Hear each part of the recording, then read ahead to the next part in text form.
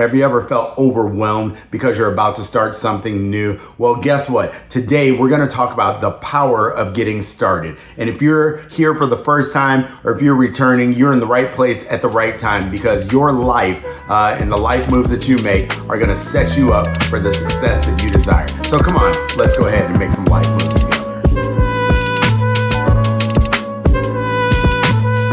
All right, folks, what's going on? This is Ken, and this is Life Moves with Ken. So this whole video is going to be about starting, simply just getting started. And what we found, and what I've found in research, is that there is something to be said for those folk who procrastinate versus those folk who start. If you're a starter, even if you just take small steps, whether you have the entire thing planned out or whether you have all the I's dotted and all the T's crossed, you're like 70% more likely to get things done. So there's something to be said simply by starting. So Mark Twain, you know, the writer who wrote Huckleberry Finn and Tom Sawyer, one of the things that he said was that the secret to getting ahead is simply getting started. And there's research to back that up. As I said before, the American Psychological Association has shown through their research that if you get started, you are 70% more likely to get to your goal, 70% more likely to continue to move forward. There's something about the brain. The brain likes to finish things that we get started.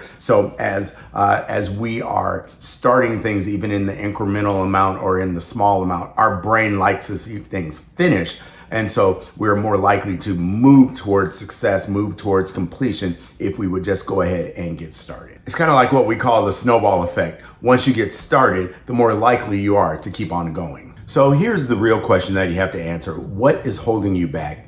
I know in my life, I've found that what generally holds me back is fear of something. So whether it's the fear of failure, the fear of what other people will say about the goal that I have, even the fear of success sometimes holds us back from getting started. And so I would encourage you to delve into what are those fears that you have. I remember when I was moving from St. Louis to Texas, and I decided like 6 months ahead of time that I was going to go because I hate winter. But in the midst of that move to a new state, what I found was that there were days where I would sit around and not do anything about it. I wouldn't call anyone. I wouldn't submit an application. I wouldn't look to see where job opportunities were. And much of it was simply because I was afraid to move out of my comfort zone. And so finally what I did was I just took the plunge and I just started applying everywhere. What I found was as soon as I got started, then phone calls started coming back. And as phone calls came back, I became more excited about what I was doing and about where I was headed. By the time I got the yes on the job that I was looking for, I was ready to pack up and leave the next day. And in fact, it turns out that I left within a week, heading for a new job in a new city where I only knew 2 people. By getting started and just throwing out resumes everywhere that I could, that energy of the beginning helped me to move all the way through the finish line of moving to a different city. And then I didn't look back for about 20 years.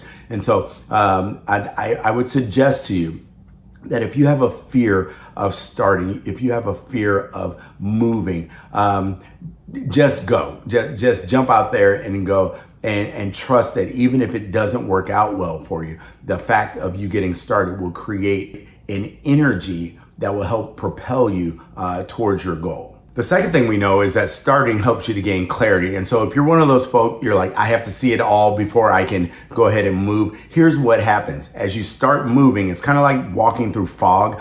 You may not be able to see all the way to the finish line, but because you've already started, what you find out is that as you move, things become clearer, things become more obvious to you. So get started now. Don't sit around waiting until the fog clears. Go ahead and be courageous and move in the fog right now. So if you're one of those folks and you're like, okay, I just can't get started, here's what you do. Break your goal down into really small pieces. And I think we've talked about this on numerous occasions that sometimes, as they say, trying to eat the whole elephant is too much. So don't try and eat the whole elephant. Eat small little chunks. If you're trying to write a novel, break that down into I'm going to write 500 words a day, every single day, and I'll consistently be on that mode. And then you'll find in a short time, you will have accomplished more than you would have accomplished by being afraid of handling the entire thing. Whatever your goal is, Break that down into digestible small chunks that you can do on a daily basis. So that will help you to get started. Start small, then move forward. So then the next thing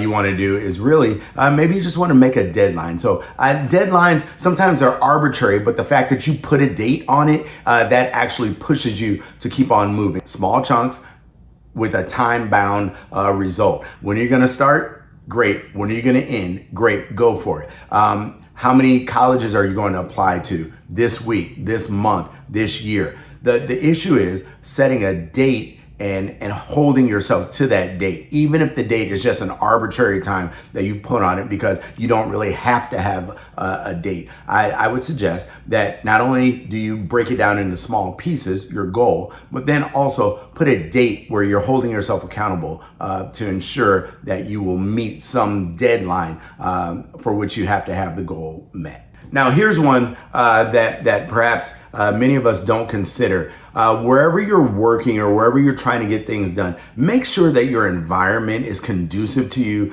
getting things done. What I found is that if my environment is all jacked up, if there's clothes all over the place, if there is mess, then my mind is not really in a good space. Where are you working? How have you designed your space so that you can be productive? If you're trying to write, is your space conducive to writing, or are there kids running around? Is there a TV on in the background? Is there loud noise? Perhaps that's not the best place for you to write. Is there a way that you can shut out the noise? Can you go to a local library? Can you go to a coffee shop? Where can you go and do your work? Your space will oftentimes determine your success. So make sure that your space is a productive space so that you can be as focused and on task as possible. Because remember, you set a deadline so that you can accomplish a small task. See how it all works? You have a productive space that'll help you to meet your deadlines, and your deadlines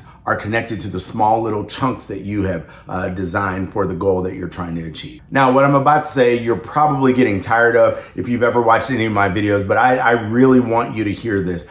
This is not about big steps. The next key that I'm sharing with you is one that you have heard over and over again, but it bears hearing again because many of us fail because of this one area. It's called consistency. You must be consistent. The only way that you can reach your goal, if you have a productive environment, if you have a deadline, if you have small chunked out goals, is to consistently do what you say that you're going to do. It's really holding yourself accountable so that at your deadline, you can say, I did it, I made it, I accomplished the goal. I've told the story before of when I was in grad school and I had a very definite date on when I wanted to be done. That definite date was exactly 4 years, not 1 day longer, not 2 days longer, not 3 days longer, not 1 minute longer. My drop dead date was 4 years from when I was starting my PhD to the finish. And the only reason I made the goal, I achieved the goal was because there was no other time. I literally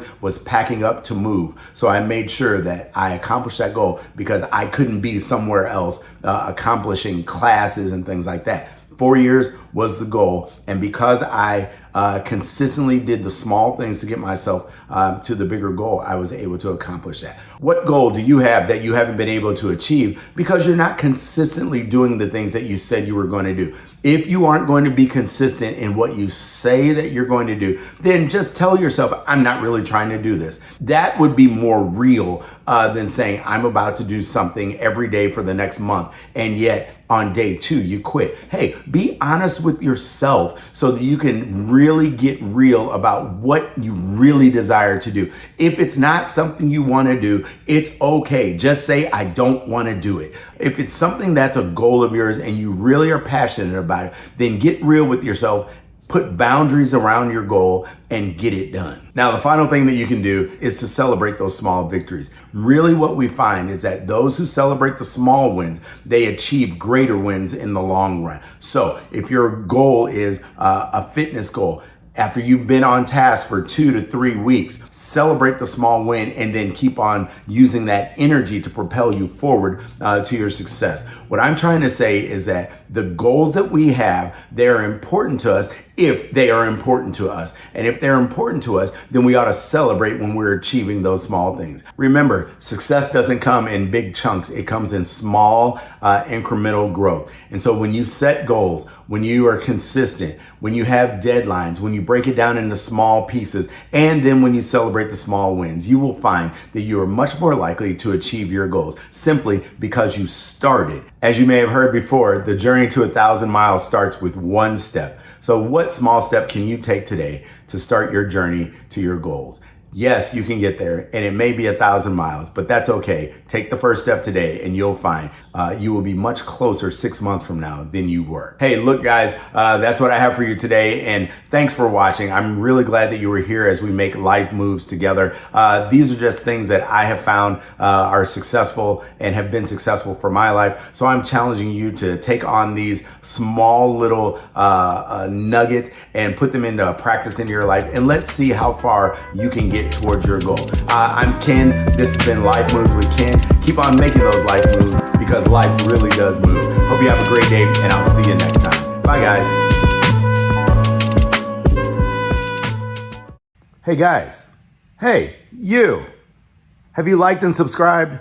If you haven't liked and subscribed, what are you doing, man? Like and subscribe. Hey, it allows the community to grow, and it allows other people to see the great information that you're learning, and we can grow together as a community. All right, so like and subscribe, man.